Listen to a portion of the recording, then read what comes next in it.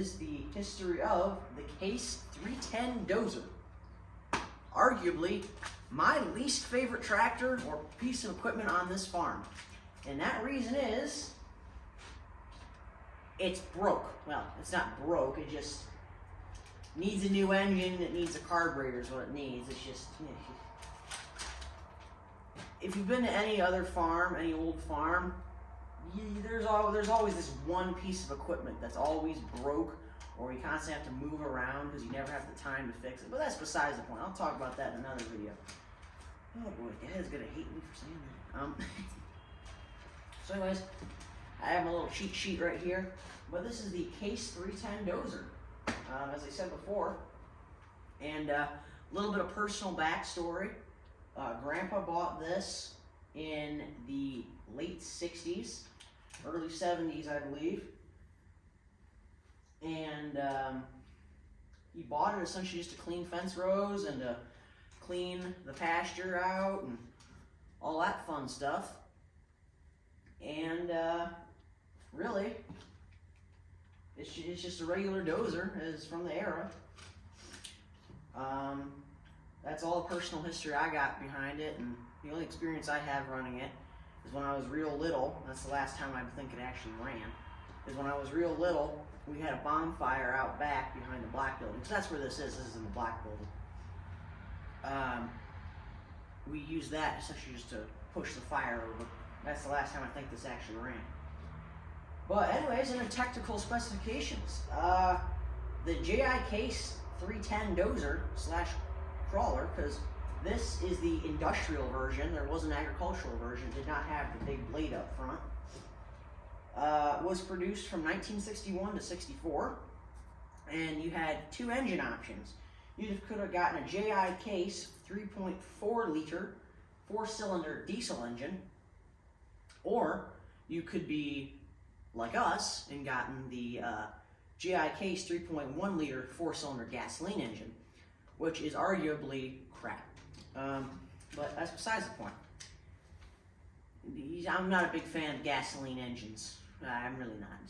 Dad isn't either. But gasoline was popular back in the day, and that's what Grandpa got. And he didn't buy it new, so he really didn't have an option. It was a 17-gallon fuel tank, much like my H. It has a actual decent size of fuel, unlike the 4000 Ford, which I mocked that in my video. But about it, yeah, the hydraulic pump is a 9-gallon per minute hydraulic pump. Case really took the same pump off of their early Case-O-Matics and put it on their crawlers. It was as simple as that. And really, all this is a Case-O-Matic 340, I believe, with crawler tracks on it. It's a very simple design and a pretty cheap way of doing things. A lot of companies did that. Like you see John Deere with their Lindemann crawlers, but it wasn't actually produced by John Deere. But it was very cheap. They just actually took an agricultural tractor, put tracks on it. It's a lot of farmers used it, especially in rice country, to get the extra traction. It's a Sunday afternoon, so people are riding their Harleys past. It's simply disgraceful. Interrupting my video. Should have known. But these, the MSRP for one of these back in the day, in 1961, was about $3,000 and some change, depending on what you bought it with, what your options were. The diesel engine was an extra few $100 option. And yeah, depending if you got certain gauge setups.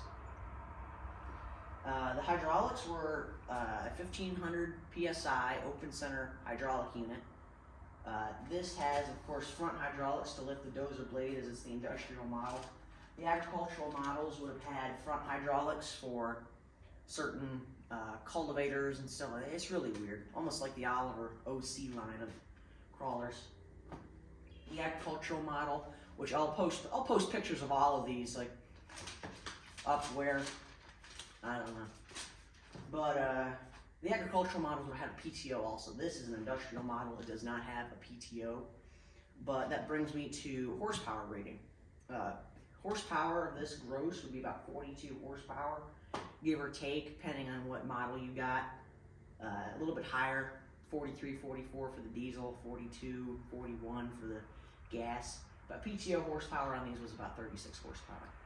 And that depended on whether you ran a rear end PTO pump or a front belly hydraulic pump. A lot of this stuff for the industrial equipment really varied. Your mileage may vary depending on what options you got. But these weighed, coming out of the factory, 5,300 pounds. And depending what configuration you got them in, whether you got a dozer blade or whether you got weights for it, face weights or rear weights, you could weight it up to 7,545 pounds. That is the technical specifications for this tractor, and I'll take you around. Oh yeah, it does have a Holley carburetor, if you were asking. I believe you could get them with like the Fords, a Zenith, Holley, or McDowell carburetor. I don't know much about the McDowell carburetors. They didn't make them very long, I know that. But I'll be back to you here in a second.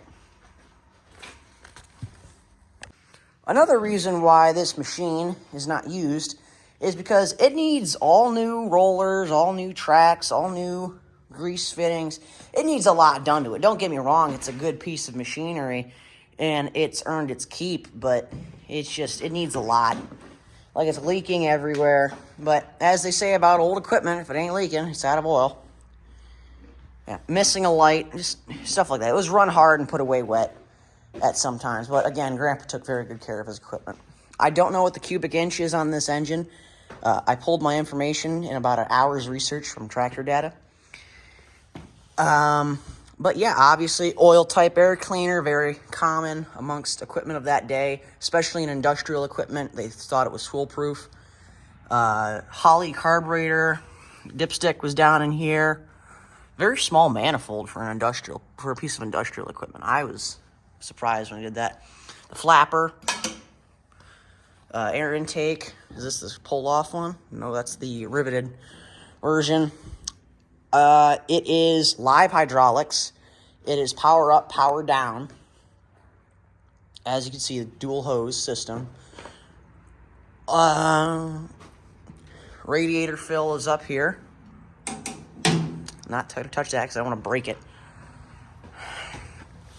Ugh, excuse me. Wobbly wobbly the tracks, but where's the gasoline? Oh yeah, I forgot. I think your batteries. Here's your toolbox right back here. Right, toolbox is back here. Smell that ether, right? Rear light, if you were lucky enough to get one.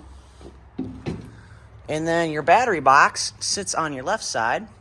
And let's not look in there because that's kind of disgusting. And this hasn't moved in a very long time. And if you've ever run a dozer, you would know how that would work. And you have your oil gauge, amp meter, temperature meter. And oh my goodness, look, we're lucky enough to have a tachometer. How many hours is that? 9,032 and a half. I think that's what that is. I believe this is your throttle. Oh, sorry. I believe this is your throttle. This is your raise and lower on your blade right here. This is your raise and lower. This is your battery engage. Foot throttle. And then your left brake and your right brake. And then you have your left tiller, your right tiller, a 4-speed transmission, your key start right here, and then turn it off, pull out this lever. And I smell ether, so I'm going to get out of here before I start tearing up, because ether makes me cry. Or it's the fumes, at least. Alright, let's not try to kill ourselves here, McClary. Yeah, this is going to be a little bit of a shorter video, because I really don't know how... Don't kill yourself, McClary. Come on.